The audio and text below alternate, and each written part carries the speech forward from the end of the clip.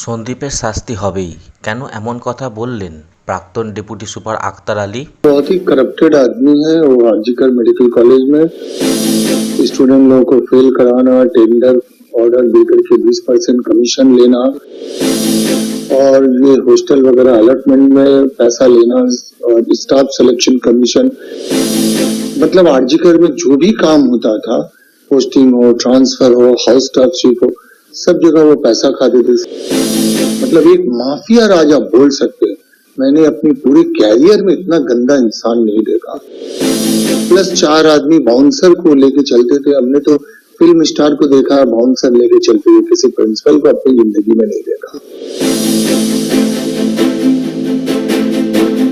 RG Kar medical কলেজে এক চিকিৎসক পড়ুয়াকে ধর্ষণ এবং খুনের অভিযোগ উঠেছে।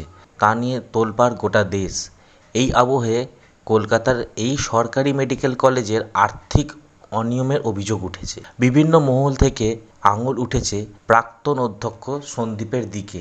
তাকে 5 বার সিজিও কমপ্লেক্সে ডেকে জিজ্ঞাসাবাদ করেছে সিবিআই। এই পরিস্থিতিতে হাসপাতালের প্রাক্তন ডেপুটি সুপার জানালেন, সন্দীপের বিরুদ্ধে এর আগে লিখিত অভিযোগ করেছিলেন তিনি। তার কথায়, অভিযোগ করার পরেও পদক্ষেপ করা হচ্ছিল না ওর বিরুদ্ধে। একসময় মনে হয়েছিল আমি হেরে যাব। তবে সিট গঠনের সিদ্ধান্তের পর আক্তার রাজ্য সরকারকে ধন্যবাদ জানিয়েছেন। তিনি বলেছেন, রাজ্য সরকার এবং স্বরাষ্ট্র দপ্তরকে ধন্যবাদ। উচ্চ পর্যায়ে তদন্ত কমিটি তৈরি করা হয়েছে। আশা করি ওর অনিয়ম ধরা পড়বে, উনি শাস্তি পাবেন। কেন সন্দীপের শাস্তির দাবি তুলছেন আক্তার, তাও জানিয়েছেন।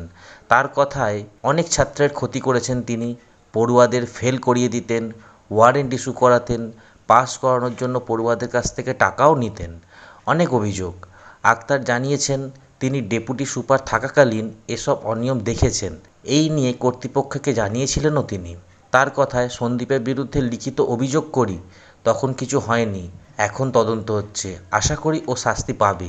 2021 সালের জানুয়ারি মাস থেকে এ পর্যন্ত আরজিকর মেডিকেল কলেজে যে আর্থিক অনিয়মের অভিযোগ উঠেছে তার তদন্তে সম্প্রতি একটি সিট গঠনের নির্দেশ দিয়েছে নবান্ন। তদন্তের প্রয়োজনে ওই বিশেষ তদন্তকারী দল সংশ্লিষ্ট সব সরকারি দপ্তর এবং বেসরকারি এজেন্সির নথিপত্র পরীক্ষা করে দেখতে পারবে।